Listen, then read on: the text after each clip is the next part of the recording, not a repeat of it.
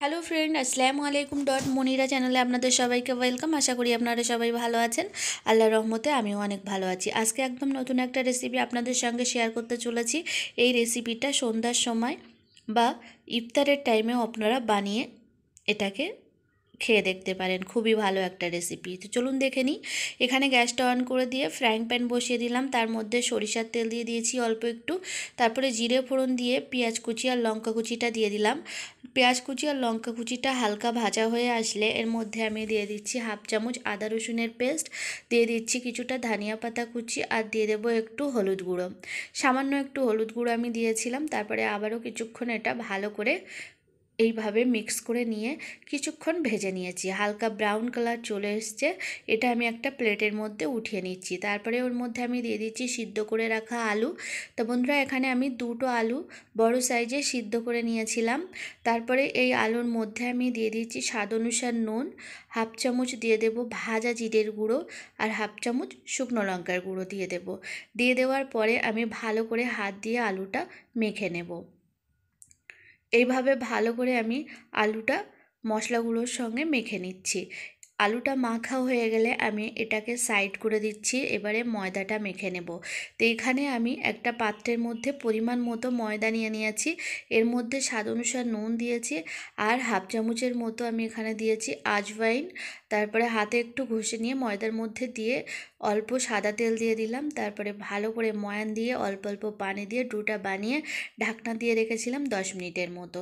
তারপরে 10 মিনিট পরে ঢাকনাটা খুলে আবারও এইভাবে একটু মুথে নিয়েছি। তারপরে দুটো লেচি কেটে নিয়ে এভাবে পাতলা করে রুটির মতো করে বেলে নিয়েছি। তারপরে এর মধ্যে আমি এই আলুর পুরটা দিয়ে দিয়েছি রুটির মধ্যে। মাঝখানটা খালি রেখেছিলাম আর ওখানে একটু পানি আমি হাত দিয়ে লাগিয়ে দিয়েছি। আর এইভাবে ছুরির সাহায্যে আমি এইভাবে কেটে নিয়েছি। তারপরে পানি দেখুন আবারও একটু আঙুল দিয়ে এইভাবে পানিটা লাগিয়ে দিলাম। আর এইভাবে একটা একটা করে আমি সবগুলো বানিয়ে নিচ্ছি। দেখুন এইভাবে। তারপরে আবারও একটা রুটি আমি এইভাবে পাতলা করে বেলে নিয়েছি। তারপরে আমি ছুরি দিয়ে একটু কেটে নিচ্ছি এইভাবে। তারপরে আলুর পুরটা দিয়ে আমি আবারও একই পদ্ধতিতে মুড়ে নেব।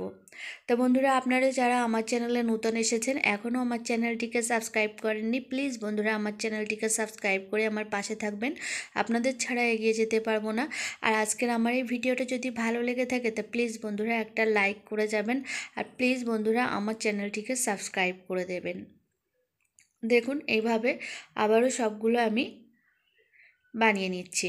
এগুলো সবই আমার প্রায় বানানো হয়ে গেছে। এবার একটা প্লেটের মধ্যে আমি উঠিয়ে নেব।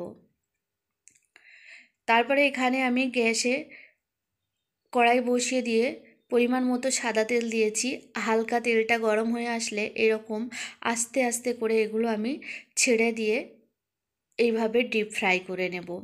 তা বন্ধুরা, এটা একদমই লো ফ্লেমে ভেজে নিতে হবে, না তো এটা মুচমুচে হবে না। দেখুন এইভাবে সবগুলো ভেজে নিয়ে আমি একটা প্লেটের মধ্যে উঠিয়ে নিয়েছি। খুব সুন্দর হয়েছিল খেতে। আর টমেটো সসের সঙ্গে পরিবেশন করে দিয়েছি। খুবই মুচমুচে হয়েছিল। আর ভিডিওটা যদি ভালো লেগে থাকে তো প্লিজ বন্ধুরা একটা লাইক করবে।